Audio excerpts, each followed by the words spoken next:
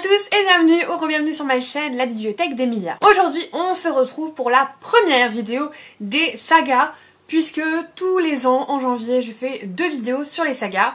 Enfin, je sais pas si j'ai toujours fait les deux, mais en tout cas, depuis quelques temps, je fais les deux, à savoir les sagas que j'ai terminées et abandonnées, et mes sagas en cours. C'est donc la première des 2 vidéos bilan sur les sagas, et aujourd'hui on va parler des sagas que j'ai terminées et abandonnées sur cette année 2024, et la prochaine sera donc ma vidéo des sagas en cours, et c'est une vidéo que j'adore faire, et qui semble vous plaire aussi, donc j'ai hâte. Vous le savez, mon goal pour 2024, c'était quand même de baisser mon nombre de sagas.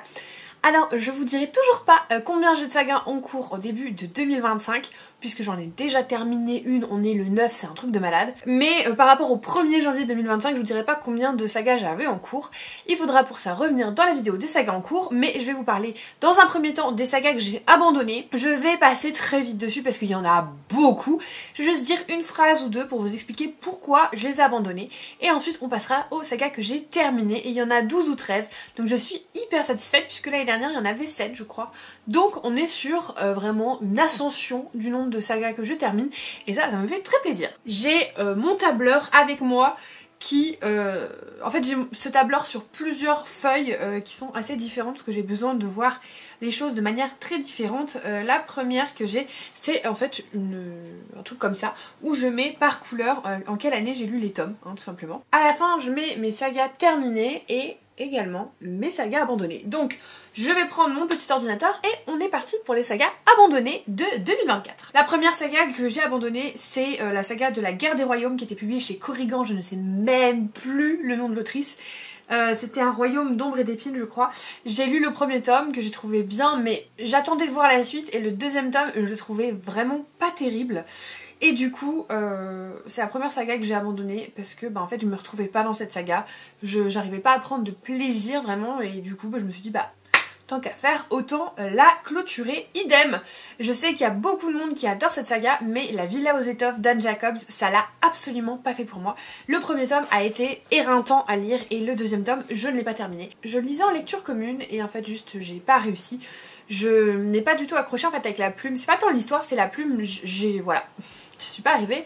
Donc next, c'est pas grave. Des sagas il y en a plein, des beaux récits il y en a plein. Il faut pas se freiner à lire des choses qu'on n'a pas envie de lire, et donc c'est pour ça que vous allez voir, il y en a plein comme ça où je me suis dit non. J'ai abandonné aussi un livre de chez Stardust qui s'appelait L'ombre de la couronne, et la saga je crois c'est Dominion. Pareil, je ne sais plus de qui c'est écrit, je vous mettrai de toute façon à chaque fois les couvertures. J'ai pas aimé du tout, mais alors pas du tout, pas du tout, pas du tout, pas du tout. Donc next. Ensuite, et là c'est un grand crève-cœur pour beaucoup d'entre vous je pense, j'ai abandonné Le Prince Cruel. Je sais, ne me jetez pas des cailloux s'il vous plaît. Je vous avais dit déjà l'année dernière que j'étais pas sûre de le continuer, et que j'avais lu ce tome en 2022, le premier, et que je n'avais toujours pas lu le deuxième tome en 2023. Force est de constater que je ne l'ai pas lu non plus en 2024, et que je pense qu'en fait je suis passée après la trend, et j'ai pas accroché au premier tome, et en fait des livres il y en a plein, donc je me suis dit voilà, on va passer à autre chose. Idem pour Phobos, en plus mal au cœur parce que le tome 2 c'était Aurélie qui me l'avait offert, que on a un lien avec Victor Dixon puisque c'est là où on s'est rencontrés la première fois pour une dédicace de Victor Dixon, et toutes les deux on a décidé d'arrêter cette saga parce qu'elle nous convenait pas, c'était trop young adulte, trop... Je sais pas, c'est juste ça nous convenait pas, et des fois en fait ça suffit comme argument. Donc voilà, j'ai pas continué non plus Legendborn de Tracy Deonn. Pourquoi? En fait parce que je pense que j'ai mis trop de temps à lire la suite et que j'avais plus du tout envie de le sortir. Et parfois ça me fait ça, parfois je commence des livres, je me dis ah c'est trop bien, et puis je lis pas la suite pendant 2-3 ans, et puis en fait j'ai plus d'intérêt pour cette saga, et je n'ai pas envie de me remettre dans l'histoire en essayant de raccrocher les wagons désespérément alors que j'ai déjà pas vraiment envie de connaître la suite. Et donc malheureusement, pourtant ça va être une très bonne lecture, mais voilà. Ensuite j'ai terminé la saga abandonnée on va dire, Molly the Maid, donc c'est la femme de chambre, tout simplement parce que j'avais beaucoup aimé le premier tome, et le deuxième, L'invité mystère, je l'avais trouvé très moyen, et en fait du coup ça a complètement coupé mon envie de lire cette saga. Je crois qu'il va y avoir d'autres tomes, je sais pas si c'est terminé mais je crois qu'il va y avoir d'autres tomes, et du coup dans le doute je l'ai mis dans saga abandonnée. Là ça a été très dur pour moi de faire ce choix, mais j'ai abandonné Les Eaux d'Émeraude avec donc La Cité de Jade. J'ai entendu parler de cette saga en bien, en très très bien sur les chaînes anglophones. J'ai entendu l'argument comme quoi le tome 2 et le tome 3 étaient bien meilleurs que le tome 1. Et le tome 1 m'a vraiment laissé sur ma faim et en fait je crois que je n'ai plus envie de me dire ah mais peut-être que dans le 2 ça va être mieux. Vous voyez ce que je veux dire? C'est déjà tellement dur de garder une continuité sur une saga de qualité, parce que souvent le tome 2 et le tome 3 ça se casse la figure, que si déjà dès le tome 1, même si on me dit mais si tu verras, bah en fait j'ai pas envie. J'ai pas envie, et à quoi ça sert de se forcer? La lecture ça doit être un plaisir. Donc j'ai abandonné cette saga. Idem pour l'Entre des Loups de, je crois que c'est Elodie Harper. J'ai galéré avec cette lecture, vraiment je l'ai traînée, j'ai eu du mal à en voir le bout, donc next. Idem, la saga Happily Ever After de Disney, moi j'ai lu le tome sur Vanessa et je l'ai trouvé vraiment très médiocre. Aucune envie de lire la suite de cette saga, je lis déjà une saga Disney qui est vraiment en dents de scie niveau qualité, donc on va s'arrêter là. Fourth Wing, est-ce que j'ai besoin de vous dire pourquoi j'ai arrêté cette saga? Parce que je n'aime pas les scènes de fesses, tout simplement, et que la première partie était géniale, j'étais là genre mais en fait c'est trop bien, et puis après tout c'est compliqué, donc je ne dis pas que c'est un mauvais livre, hein. Je dis juste que c'est pas fait pour moi, je suis pas du tout le public cible, et c'est pas grave, et tant mieux qu'il y ait plein de gens qui aiment cette saga, et vraiment je vous le souhaite. Si moi j'arrête les sagas, ça veut pas dire qu'elles sont nulles, c'est juste que c'est pas mes goûts. Et mes goûts ils ont bien changé quand même, donc on se fait pas plus de mal. Idem pour, alors là pas idem parce que c'est pas pour la même raison. J'ai arrêté la saga de Le Prieuré de l'Oranger et de Un jour de nuit tombée. J'ai adoré Le Prieuré de l'Oranger, vraiment je l'ai adoré. Et je sais pas ce qui s'est passé Un jour de nuit tombée. J'ai pas réussi à le lire, j'ai pas réussi à être dedans, j'ai pas réussi à m'investir. Je le lisais mécaniquement mais je me souvenais plus du tout de ce que je lisais, donc voilà. C'était très très douloureux pour moi d'arrêter cette saga, parce que quand même, j'avais beaucoup aimé Le Prieuré de l'Oranger, j'aime beaucoup Samantha Shannon, mais je sais pas, ce livre-là, il m'a vraiment mis complètement KO. Est-ce que c'est parce que je m'imposais un rythme qui était énorme? Oui, sûrement, franchement sûrement. Mais malheureusement, voilà, bah c'est passé, c'est la vie, c'est comme ça. De toute façon, c'est un préquel, je me dis c'est pas vraiment, vous savez, une histoire où on connaît pas la fin. C'est juste une autre histoire, donc je me dis c'est pas très grave. Oui, je me cherche des excuses alors que j'en ai clairement pas besoin. Là, franchement, la déception totale. Je vous avais parlé de Son nom perfide, que j'avais adoré, que j'ai encensé, et j'ai lu le second tome, enfin j'ai commencé le second tome, et je l'ai DNF direct, et j'ai DNF du coup la saga, puisque je l'ai trouvé lent, mais lent, et puis il se passait plus rien, et puis il y avait plus d'intérêt, parce que les deux protagonistes, c'était dit qu'ils s'aimaient, donc enfin, c'était bizarre. Je pense que ce livre aurait suffi, que c'était pas la peine de faire une duologie. Bref, du coup, très déçue. Je pense que c'est une de mes plus grosses déceptions de l'année. Bah c'est comme ça. Voilà, c'est la vie. J'ai également arrêté la saga Demigods Academy, qui était publiée chez Hachette. J'ai lu le premier cycle, donc les 3 premiers livres. Je crois que j'ai même pas terminé le 3e en fait. Parce que plus ça allait et plus il y avait des scènes olé olé. Et juste, j'en peux plus. Je vous jure que j'en peux plus de ces scènes-là. Quand elles sont vraiment très discrètes, qu'il n'y en a pas beaucoup, je suis là genre bon, ok, je tolère. Mais je n'en peux plus. J'ai l'impression que dans tous les livres maintenant, il n'y a que ça. Et c'est dur de s'y retrouver et de trouver des livres sans ça, je trouve. C'est très dur. Alors oui, il y en a, hein, évidemment, mais je veux dire, qui sont vraiment très accessibles et qui sont très, on va dire, mis en avant. Il y en a quand même beaucoup. Et ça me pose un réel problème. Donc, next. Ensuite, j'ai abandonné Les Gardiens d'Ulgurine de Ophélie Duchemin. J'avais bien aimé Murmure de l'Océan et vraiment, Rose éternelle, j'ai pas réussi. Ça m'avait levé les yeux au ciel un nombre incalculable de fois. Je pense que je suis pas faite pour ce livre. Je sais qu'il y en a plein qui l'adorent ce livre et vraiment, je ne critique pas vos goûts du tout. Je dis juste que c'est pas fait pour moi. Je trouve que c'était long. C'est pas une plume qui m'a touchée. Et voilà, donc on s'arrête là, c'est mieux. Ensuite, j'ai terminé la saga Le Royaume des Failles avec le dessin du Roi Loup et le cœur du Prince Corbeau. C'était chez Corrigan. Et ça, c'est un peu contre mon gré. C'est-à-dire qu'en fait, j'ai demandé à Corrigan, par contre vous sortez 1000 nouveautés par mois, et ça fait plus d'1 an qu'il n'y a pas eu la suite de ça, alors qu'il y a plein de livres qui sont sortis, plein de tomes en anglais, et on m'a gentiment répondu que la suite n'était pas prévue et qu'elle ne serait pas éditée.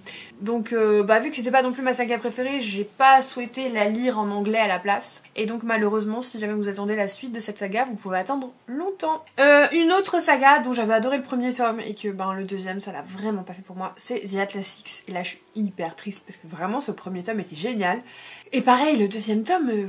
Voilà. Parfois quand ça veut pas, ça veut pas. Donc je pense qu'il y a certaines de ces sagas que j'ai abandonnées, que si j'avais lu le livre à un autre moment, je les aurais pas abandonnées. Mais la vie est ce qu'elle est et j'aime pas trop regarder en arrière. C'est-à-dire que je fais des choix et je préfère pas trop revenir en arrière, me dire ah mais finalement peut-être que... Non, il y a un moment, j'ai 32 ans, j'ai envie d'être convaincue par ce que je fais à chaque fois. Et quand ça marche pas, bah c'est tout. C'est tout. Il y a plein de gens qui me disent en commentaire des fois ah j'aimerais trop que savoir abandonner comme toi les livres, les sagas parce que j'y arrive pas, j'ai trop besoin de connaître la fin, même si en fait finalement je me fais plus de mal que de bien. Et à ces gens-là je leur réponds j'ai été comme toi avant. Vraiment j'étais comme toi avant. Avant je n'arrivais pas à ne pas terminer. Je me disais ah non et tout peut-être maybe, mais en fait 99,9% du temps ce maybe ne se transformait pas en oui, hein. C'était toujours aussi contraignant. Et en fait en prenant de l'âge, alors je suis pas vieille hein, mais je suis une adulte, une vraie adulte, vous voyez ce que je veux dire, à 32 ans je vais me marier, j'ai un travail stable depuis quelques années, enfin je veux dire je suis dans une vie vraiment d'adulte, pas de jeune adulte, d'adulte. Et en fait avec le temps qui passe, je me rends compte que je veux plus me contraindre à des choses dont je ne suis pas obligée de me contraindre. Il y a des choses dont on est tous obligés de se contraindre. Pour payer une facture, on est obligé d'aller travailler. Il y en a plein, moi la première, certains matins, j'ai pas du tout envie d'y aller. On est obligé de faire plein de choses, par obligation. Parce que bah voilà, sinon la vie est plus compliquée et compagnie. Pourquoi imposer ça à la lecture qui est censée être le moyen de s'échapper, en fait, de vraiment faire des choses qui nous plaisent. Et c'est ça la réflexion que j'ai de plus en plus, et c'est pas forcément que avec les livres, c'est que il faut trouver l'équilibre entre faire certaines choses parce qu'on doit les faire, alors qu'on a la flemme ou qu'on n'a pas envie, mais il faut pas non plus que nos loisirs deviennent des obligations, parce que ça n'a plus aucun sens. Ça n'a plus aucun sens. Un loisir, c'est pas une obligation. Et c'est pour ça que moi, maintenant, vraiment, quand ça ne marche pas, bah ça ne marche pas. Voilà, tout simplement. J'ai pas envie de passer un mauvais moment sur le temps où je suis censée me détendre, donc voilà, maintenant, petit à petit. Et pour ceux qui ont envie d'abandonner mais qui n'y arrivent pas, j'ai envie de vous dire, lancez-vous, parce que plus vous le faites, plus c'est facile de le faire. Voilà, tout simplement. Et la dernière saga que j'ai abandonnée, je l'ai abandonnée sans lire le tome d'après, mais juste en faisant le bilan de l'année. Et là, je suis désolée, Johanna, fais un tour. Fais un tour pendant 5 minutes, reviens, parce que ça va te faire trop mal au cœur. Je ne lirai pas la suite de la Guilde des Ombres. Voilà, si tu es encore là, Johanna, il est encore temps de faire un petit tour. Je sais que ça va te briser le cœur. Mais, en fait, je sais que j'ai mis du temps à lire ce deuxième tome. D'ailleurs, je ne l'ai pas lu l'année dernière, alors j'avais lu le tome 1, partie 1 et partie 2, il y a 2 ans. Et en fait, plus ça va et plus mon désamour des scènes explicites prend du pas sur mes goûts de lecture. Et si il y a 2 ans je me disais oh ça peut passer quand même, maintenant j'en ai plus envie. Et j'en ai plus envie et je sais que ça en est rempli parce que Anatrice elle aime faire du smut. Voilà, et c'est pas du tout un type de littérature que je condamne ou que je dis c'est mauvais, c'est pas de la bonne littérature. Attention, hein, surtout ne me faites pas dire ce que je n'ai pas dit. C'est juste que personnellement, par rapport à mes goûts, je n'aime pas le smut. Il y a des gens, ils aiment le bleu, moi j'aime le rose. Si je vous dis que j'aime pas forcément la couleur orange, voilà, c'est pas grave. Et ben moi je n'aime pas le smut, c'est pareil, c'est une question de goût. Je le redis parce que j'adore citer mon grand-père qui malheureusement n'est plus là. Mais en affaire de goût, point de dispute, chacun ses goûts et c'est très bien comme ça. Donc bah malheureusement je me suis rendu compte que voilà, c'est ce smut très présent, je ne peux plus le supporter. Et c'est pour ça que je suis aussi en train de me demander si je ne vais pas abandonner certaines sagas très populaires, dont l'autrice a fait 3 sagas qui se rejoignent en une. Dans l'une des protagonistes principales s'appelle Fer, je pense que vous voyez tous de quoi je veux parler. Je suis en train d'hésiter à complètement DNF tout ça parce que je supporte plus. Parce que vraiment c'est un truc que j'ai du mal à supporter maintenant quand il y en a trop, et pour le coup il y en a beaucoup là-dedans. Donc voilà pour toutes mes sagas abandonnées. On va passer du coup aux sagas que j'ai terminées, qui sont plus ou moins bonnes, hein, ça dépend lesquelles. Pendant la première partie de l'année, je vous ai souvent, d'ailleurs comme en 2023, des sagas en série où je vous parlais de mes sagas une fois que je les avais finies à chaud, voilà mon avis dessus. Je vous mets la playlist ici si ça vous intéresse. J'ai tenu ce rythme pendant pas mal de temps, et puis sur la fin de l'année, j'ai arrêté de le faire. Pas parce que je ne veux plus le faire, je compte le refaire cette année. C'est pas du tout les vidéos qui sont le plus visionnées, mais je m'en fous, c'est pour mon plaisir de les faire, pour mon plaisir plaisir de pouvoir retomber sur mes avis, de pouvoir voilà recenser un petit peu tout ce que je fais par rapport à ces sagas, parce que vraiment j'adore moi les recensements, les statistiques, les tableurs, bref vous le savez. Et voilà, donc je vais refaire ça, mais par contre je vais partir de clean à partir de 2025 parce que quand on a trop d'antériorité on n'y retourne jamais. Donc là je vais vraiment vous parler de toutes ces sagas, il y en a quelques-unes, du coup il n'y aura pas de vidéo saga en série associée, mais si ça vous intéresse, pour la plupart elles sont dans cette playlist de lecture. Alors la première saga que j'ai terminée en 2024 c'était Le Royaume Céleste, donc Daughter of the Moon Goddess et Heart of the Sun Warrior de Sulintan.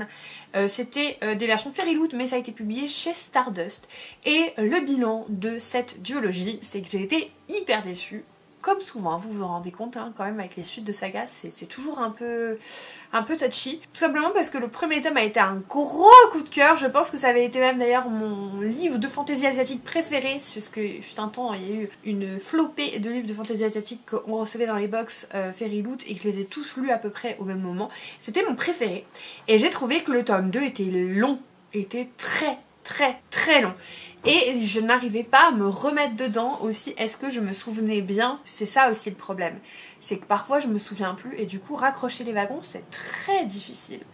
Donc un peu déçue sur cette saga, vraiment un peu déçue. Mais écoutez, c'est la vie, c'est pas grave.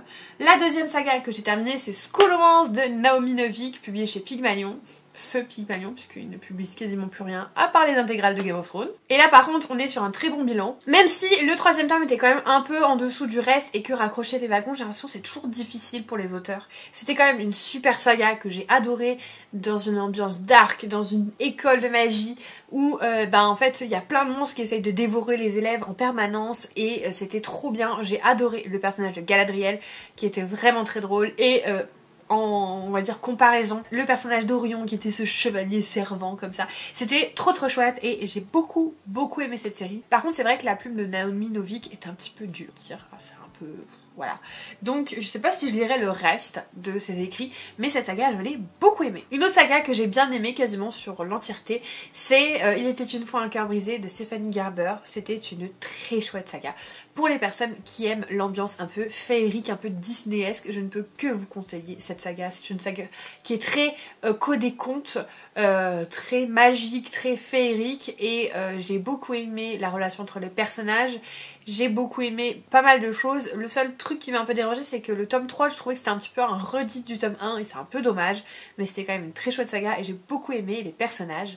Donc bah écoutez, je vous conseille de lire cette saga. Par contre si jamais vous n'avez pas lu la saga Caraval, c'est dommage, il y a quand même des personnages en commun et c'est important de connaître le début je trouve, notamment pour Jack qui est un personnage très présent dans Caraval et qui a une histoire et je pense que c'est important de connaître son histoire pour comprendre le personnage dans la deuxième saga.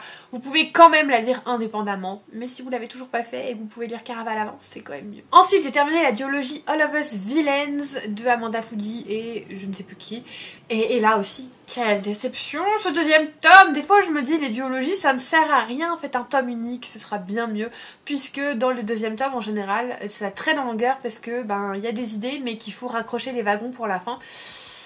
Ça marche pas toujours et notamment ce deuxième tome était hyper long. Pourtant j'avais adoré ce système de un peu Hunger Games avec de la magie, avec différentes familles, avec des sièges, des armes un petit peu comme Excalibur mais associées du coup aux différentes maisons, des bastions, des tactiques de guerre, des retournements de situation, des alliances et tout. C'était trop chouette. Et ce deuxième tome, il était long, mais long. Je veux dire, une longueur et en plus, il y a une relation qui sortait de nulle part, qui n'apportait rien à l'histoire et qui était vraiment what the fuck. Donc... très déçue. Je l'ai terminé mais très déçue. Une saga que je vous recommande par contre c'est The Prison Healer de Lynette Noni. Et sachez que je suis à l'affût de sa prochaine parution puisque je suis abonnée à sa newsletter. Tellement vous dire que j'ai aimé cette saga. C'était trop chouette. C'est du très bon young adulte. Et vous le savez, je m'en éloigne un petit peu du young adulte pour aller de plus en plus vers la fantasy adulte. Et celui-ci, cette saga, c'était vraiment trop chouette. Je pense que vous l'avez tous vu passer. Si vous ne l'avez pas encore lu, mais qu'attendez-vous ? Qu'attendez-vous parce que c'est vraiment une saga géniale. J'ai terminé aussi la duologie et cette fois-ci cette duologie était plutôt pas mal, juste un petit truc à reprocher au deuxième tome, c'est la saga Tiziri de Alexiane de Lys, publiée chez Plume Blanche, qui est très chouette, qui est très Avatar. Hein, vraiment c'est codé Avatar, le film avec les hommes bleus, hein, pas le dessin animé Le Maître de l'air. C'est très codé là-dessus, on a vraiment beaucoup d'inspiration, on le sent, c'est très écologique et ce deuxième tome était très chouette dans l'aspect un petit peu guerre, dans l'aspect préparation de combat, stratégie tactique. Par contre j'ai trouvé que notre personnage, qui était très chouette au début, était devenue un peu une ado qui tombe amoureuse. Et en fait je crois que j'aurais préféré qu'elle ait un comportement plus adulte parce que ça m'a vraiment fait tiquer en fait. Et c'est peut-être la seule chose que je reproche à cette fin de duologie, mais dans la globalité c'est que c'était quand même une super saga remplie de bonnes ondes, d'espoir, de messages forts et importants. Et voilà, je peux que vous la conseiller si jamais ça vous intéresse. Si vous cherchez quelque chose un peu porté sur la nature, Tiziri direct. J'ai terminé une de mes sagas préférées qui clôture en fait tout l'univers de Secret Shanghai. Donc j'ai lu tout ce qu'il y a dans l'univers de Ses plaisirs violents et compagnie jusqu'à du coup Full Heart Huntsman qui est sorti ou qui va sortir en français dans pas longtemps. Je crois qu'il vient de sortir ou il va sortir, je sais plus. Mais en tout cas c'est de Chloé Gong, c'est traduit chez De Saxus et voilà. C'est une de mes sagas chouchou, je l'ai aimée de A à Z, il y a eu des moments un peu plus longs que d'autres, mais j'adore ces personnages.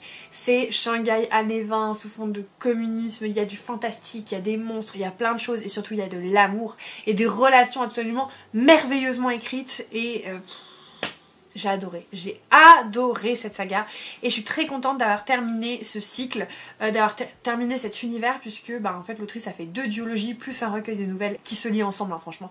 Il y a des gens qui disent ouais c'est 2 duologies, je suis pas d'accord du tout, pour moi c'est vraiment une saga à part entière, mais c'est un débat et chacun a le droit d'avoir ses opinions, vraiment. Je ne dis pas que j'ai la bonne réponse ou la science infuse, loin de là, je vous dis juste mon avis.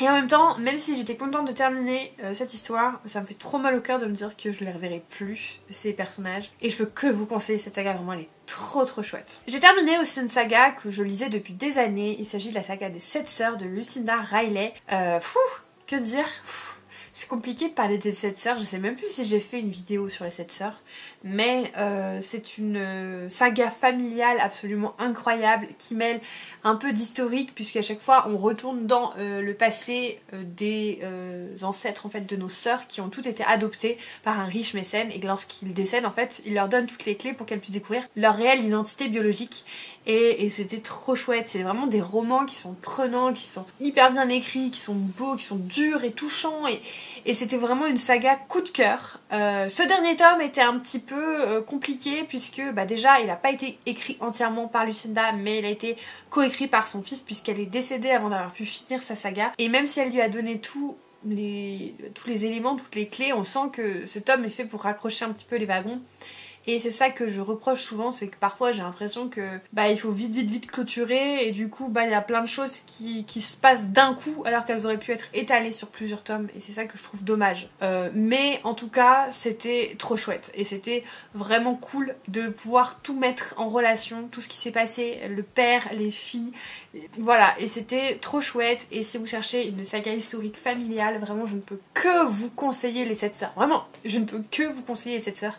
D'ailleurs n'hésitez pas à me dire si vous l'avez lu quelle est votre sœur préférée. Moi personnellement c'est Ali, mais je sais que ce n'est pas une opinion très populaire, donc dites-moi en commentaire. J'ai terminé la trilogie aussi L'Empire d'écume d'Andrea Stewart, publiée chez Big Bang, et je pense que malheureusement cette saga a été mal marketée dans le sens où pour moi c'est pas du tout de la fantasy young adulte, c'est de la fantasy adulte et du coup je pense que ça n'a pas atteint la bonne cible. C'est une saga de fantasy asiatique mais aussi très maritime qui va parler de monstres qui sont créés à base en fait d'un éclat d'eau derrière l'oreille qui est prélevé sur toutes les personnes et ça va donner vie à des espèces de créatures un peu hybrides, des chimères. Notre protagoniste principale c'est la fille de l'empereur et on va dire que son papa est pas forcément le meilleur des empereurs. Il y a plein de choses qui vont se passer, on a beaucoup de points de vue différents et c'était trop chouette et vraiment j'aime beaucoup cette saga, je la trouve hyper qualitative. Je trouve ça juste très dommage parce que du coup elle est pas du tout mise en avant parce qu'elle a été on va dire marketée pour la mauvaise cible et c'est dommage parce qu'elle a vraiment beaucoup de qualité. C'est très dense, il faut s'accrocher un petit peu au début, mais ça vaut vraiment le coup. Moi en tout cas j'ai trouvé que c'était une très bonne saga, donc bah voilà, je vous la conseille si vous cherchez de la fantaisie adulte, n'hésitez pas. Ma saga préférée, si jamais vous avez vu mon bilan de l'année, je vous en parle, Les Aventuriers de la Mer. Et alors, je vais m'attarder un tout petit peu sur celle-ci, puisque je n'ai pas fait de saga en série et elle le méritait tellement. Les Aventuriers de la Mer, c'est le deuxième cycle après la première ère de l'Assassin Royal, dans l'univers en fait de l'Assassin Royal. Je vous ai fait d'ailleurs un ordre de lecture. C'est du coup des protagonistes différents dans une partie du monde différente, mais on a quand même beaucoup de corrélations et je pense qu'il vaut mieux la lire avant la suite de l'Assassin Royal R2 tout simplement, puisque il y a peut-être des choses qui se passent qu'il faut savoir avant. Bref, je veux pas trop en dire parce que j'ai pas envie de spoiler, mais je pense vraiment qu'il faut lire Les Aventuriers de la Mer entre les deux ères de l'Assassin Royal. En tout cas, c'est une saga fantastique. Fantastique, une saga familiale et fantastique, avec vraiment un monde incroyable qui s'étoffe de plus en plus, avec des personnages très nuancés. Vraiment on a toutes les nuances de noir et de blanc pour se retrouver parfois au milieu avec un personnage qui est ni gentil ni méchant. Ce sont des personnages très bien écrits et très bien creusés, et surtout Robin Hobb, elle a cette magie de pouvoir vous faire détester un personnage au début de la saga et vous faire l'adorer, voire que ce soit votre personnage préféré de la saga à la fin de cette saga.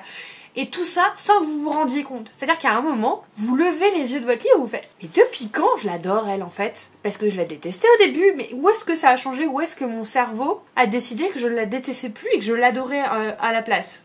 Et ça c'est juste complètement fou, et elle est vraiment, pour moi c'est une virtuose de l'écriture, Robin Hobb. Vraiment elle est absolument incroyable, que ce soit dans les personnages, dans le monde, dans l'action, tout est parfait. Alors par contre c'est de la fantaisie adulte, et vraiment adulte dense. Si vous n'êtes pas très friand des romans très denses et que vous avez envie que ça aille un peu plus vite, vraiment je ne vous conseille pas du tout de lire l'Assassin Royal. Vraiment, je vous conseille cet univers incroyable que si ça vous plaît, la fantaisie adulte très dense, parce que sinon vous n'allez pas vous y retrouver et ça va être compliqué pour vous la lecture. Vraiment c'est pas du tout méchant ce que je dis, hein, c'est juste pour vous prévenir. Je préfère que plutôt qu'il y ait des gens qui se lancent dedans en sachant pas trop à quoi s'attendre, c'est très dense. Voilà. Et donc si vous avez toujours pas compris, lisez l'Assassin Royal et Les Aventuriers de la Mer. Voilà, tout simplement, c'est une saga très chère à mon cœur, et je pense que le seul souci qu'a eu Les Aventuriers de la Mer, c'est que j'aimais tellement l'Assassin Royal que c'était dur de leur laisser une place. Vous voyez ce que je veux dire? C'était dur de leur laisser la place qu'ils auraient mérité, et je pense que si je l'avais lu sans lire l'Assassin Royal, j'aurais dit que c'était ma saga coup de cœur de tous les temps et tout, mais Fitz quand même, Fitz, Œil de Nuit, Patience, tous ces personnages, Vérité et tout, voilà, ils sont, pour moi ils sont là quoi. Donc c'est difficile quand on a une comparaison pareille de pouvoir donner de la place à d'autres personnages, mais c'était quand même une très chouette saga. J'ai terminé aussi la duologie des Royaumes Immobiles d'Ariel Holtz, que j'ai beaucoup aimé, c'était très chouette. Je l'ai écouté en audio, puisqu'à l'époque les 2 tomes étaient disponibles gratuitement dans l'abonnement Audible. Alors gratuitement, faut quand même avoir un abonnement Audible, mais ça coûtait pas de crédit supplémentaire, et j'ai trouvé que c'était très chouette, et ça m'a permis de vraiment étoffer ma connaissance de la plume de cet auteur que j'avais connu grâce à Runborn plus tôt dans l'année, et c'était vraiment très chouette. Je trouve qu'il a une façon de narrer la cruauté qui est très intéressante, et globalement j'ai quand même préféré Runborn de loin, puisqu'on est un peu plus sur de l'adulte, alors que les Royaumes Immobiles c'est quand même un peu plus jeunesse, alors pas jeunesse mais un petit peu plus. Mais j'ai très hâte de découvrir la suite des travaux d'Ariel Holtz, parce que je trouve que vraiment c'est très qualitatif et ça me fait très plaisir. D'ailleurs je crois que, non je suis sûre même, c'est l'auteur que j'ai mis un nouvel auteur chouchou dans mon bilan de l'année, donc c'est vous dire, c'est une très bonne lecture. J'ai lu la première partie de La folle destinée des Kerdelec d'Ordrécourt, qui est donc une duologie qui un jour sera peut-être suivie d'une nouvelle duologie, mais l'autrice ne sait pas. Quoi qu'il en arrive, vu qu'elle m'a dit que c'était un cycle qui se terminait, j'ai compté ça comme une saga terminée. C'est une saga historique qui se passe un petit peu au moment juste avant la Révolution. Et vous avez du coup, c'est un petit peu un roman de KPDP, version Mulan, puisque on a notre protagoniste qui est un frère jumeau qui va disparaître, et elle va prendre sa place pour essayer de rattraper tous les soucis que sa famille peut avoir.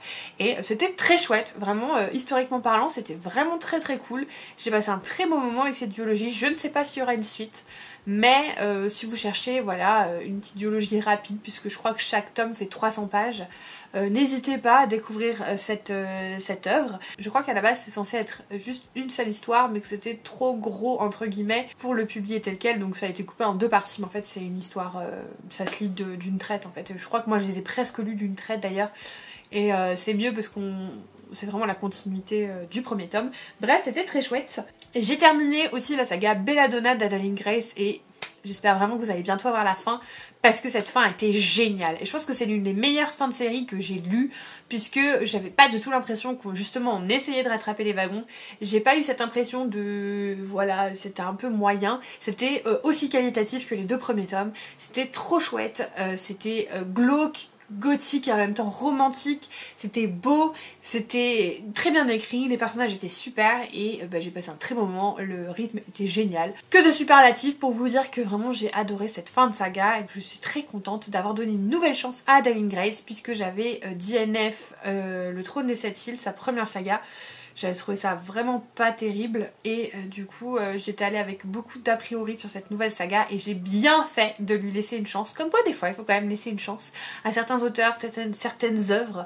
C'est pas pour autant que ça va toujours marcher, mais de temps en temps quand même ça marche. Et enfin la dernière saga que j'ai terminée, c'était la saga de la guerre des rouages, donc c'est l'Engrange-Temps de Nell Pfeiffer. Je l'ai commencé et terminé sur l'année, et c'était une très belle fin. C'était l'un de mes derniers livres d'ailleurs de l'année, je vous en ai pas parlé je crois dans un avis lecture, mais c'était très très chouette. J'ai beaucoup aimé ce nouveau contexte, ce côté un peu enquête aussi, pour découvrir qui est l'auteur d'un meurtre, d'une série de meurtres plutôt, qui se profile dans la ville, et j'ai trouvé ça très très chouette. Et je pense que j'aurais préféré quand même qu'il y ait un peu plus de choses liées au temps, parce que c'est évoqué mais plutôt à la fin du roman, tandis que dans le premier tome on était quand même beaucoup plus sur la question du temps et la finalité du temps et les conséquences du temps et compagnie, alors que dans le deuxième tome c'est quand même plus sur la seconde moitié. Mais quoi qu'il arrive, je suis très contente d'avoir lu cette duologie, et j'attends très impatiemment le prochain tome, alors pas le prochain tome parce que la saga est terminée, mais le prochain roman de l'autrice, qui devrait pas trop tarder à sortir, mais vraiment trop chouette cette saga, et j'aime beaucoup la plume de Nell Pfeiffer, donc affaire à suivre pour ses prochains écrits. Et voilà, c'est complètement déshydraté que je termine cette vidéo. J'espère qu'elle vous aura plu. N'hésitez pas à me dire s'il y a une saga qui vous a donné envie dans ce que je vous ai raconté, ou s'il y a une saga où vous vous dites ouais finalement je vais peut-être aussi l'abandonner. Dites-moi tout ça en commentaire. Si jamais vous êtes encore là, n'hésitez pas à me mettre un emoji pile de livres. Et puis je vous remercie évidemment pour tout votre soutien, vidéo après vidéo. Toute cette année a été en partie magique grâce à vous. Et puis écoutez, si vous n'êtes pas encore abonné, n'hésitez pas à le faire, mettre un petit commentaire et un pouce en l'air. Et moi comme d'habitude, en attendant la prochaine vidéo, je vous souhaite de merveilleuses lectures, et je vous fais des bisous.